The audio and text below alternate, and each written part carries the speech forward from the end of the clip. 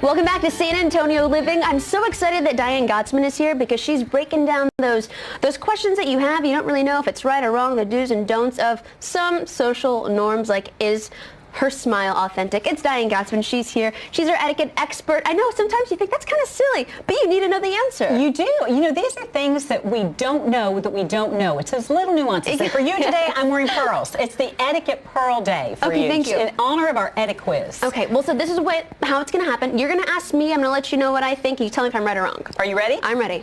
Does it take more muscles to frown or smile? Which one? I heard it takes more muscles to frown. 43-ish. You know, that's debatable. 17 to smile, okay. If it's 18, if it's 16, but it's much easier to smile than to frown. Okay, good to know. So just smile. Just smile. Okay. When you're uncomfortable making eye contact with another person, where is the safety zone located on that other person's face that you look at? Oh. Their nose? I don't know. Is that weird? Well, that's what we have heard. Or look above their head. But the answer is between the eyes, the bridge of the nose. Not their nose down here, but right here. Because they can't tell if you're looking in their eyes or at the bridge. It's just easy and it takes the pressure off of you. Good to know, because sometimes I get distracted. I look down at somebody's mouth, and then they'll say, is there something in my teeth? I'm like, oh, I got caught. Or we get nervous and we start kind of twitching because we're trying to stay focused. So just focus on the bridge. It's just easier. Good to know. All right, right there. Which side of your body, shoulder, do you wear the name tag? Right or left? I think it's the right side since you read from, left to right. But okay, because that's, you know what I'm saying, am I right? So confusing.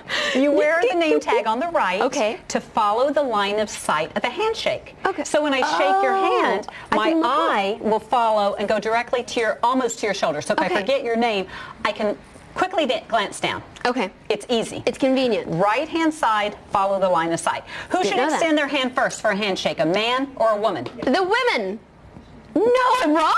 Whoever extends their hand first has the power. And power meaning respect and confidence. So just extend your hand. Man, woman, child, don't be afraid. Just extend it first. It's not a race. But extend, and that just shows you're confident. Good to know. I've always heard, thank you. I got a good handshake. So how can you tell if a person's smile is authentic? We've been talking about this all morning. I don't know, but I've been thinking, man, I really hope that I'm not doing what you're about to say. So share with us. I'm going to test you. So just give me your best smile. Oh, it's perfect. It's perfect, because usually when someone feels uncomfortable, when you put them on the spot, they purse their lips. They go, and that means I'm nervous. So the smile you gave me, an authentic smile, is when you part your lips, you show your teeth. I don't care if you don't have any teeth. You're much more attractive and much more authentic when you open your mouth and smile. And I can count your teeth. I can count at least 6 teeth. Now, that doesn't mean you're distracted counting the other person's teeth. 1, 2, 3. Yes. All right. Good to know. Well, you also can't ask a personality that works in television, because when they say smile, we know how to smile. That's right. And you got to smile with your eyes. Okay, keep going. Smile with your eyes. That's exactly it. What should you do if you see a friend at a restaurant, the entire family is eating? What do? Do you go up to them? Do you ignore them? Okay, this is what I've done. So I don't want to be rude, so I'd come up, acknowledge, and say hello. Sorry to interrupt. Just wanted to say hi, have a great dinner, and go. So that might be too much. Almost. You are almost right. So what you're going to do if you see someone across the room or even at the couple of tables over, you're going to acknowledge them, wave, and keep going. Because what happens is you walk up, they have to stand up, they have to hug you, shake your hand, they have to introduce you to all the people at their table. They may not even remember half of the people, because it could be guests of guests. So you just acknowledge them, call them when you get home. See, I might leave and think, man, I hope he doesn't think I'm mad at them because I didn't come up and give him this big hug. And that's why you call him and say, I saw you, I didn't want to interrupt you, but it was really nice. I hope we can have lunch next week. Perfect. There you go. You're so great, Diane. You have more. When you're about to give a toast, should you tap your wine glass with a knife to get the other person, to get the group's attention? I've never done that, so I'm going to say yes. So we often do that. Most of the time you go to weddings and it's tap, tap, tap, tap, tap. But really, if you're at someone's home or even a big event and you tap, that glass can break. And if it's a nice glass, you don't want to offend your host. So what you do is you plan in advance. You stand up, you hold your glass up, let everyone see you. Hopefully good guests will tell other guests she's about to make a toast. And you just raise your glass. And you don't need a tap. And here's part B. Do you clink? I feel like clinking is no. Okay. The answer is that seems like that would be rude.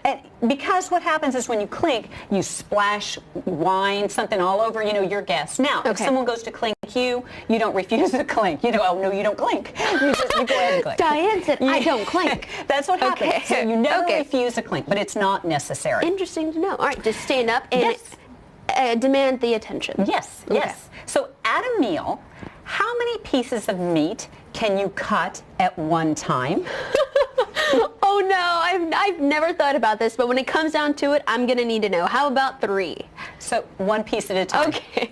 One piece. Unless you're 5 years old or younger and your mommy can cut up the meat for you. Okay. But one at a time. And I skipped one, but let's go back to it really quick. It is the word aperitif means an antacid, a pre-dinner libation, or a one-bite appetizer. I think that's a one-bite appetizer.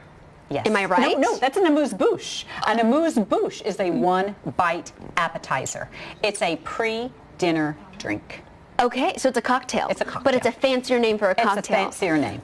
Just like prefix versus pre-fee is called prefix.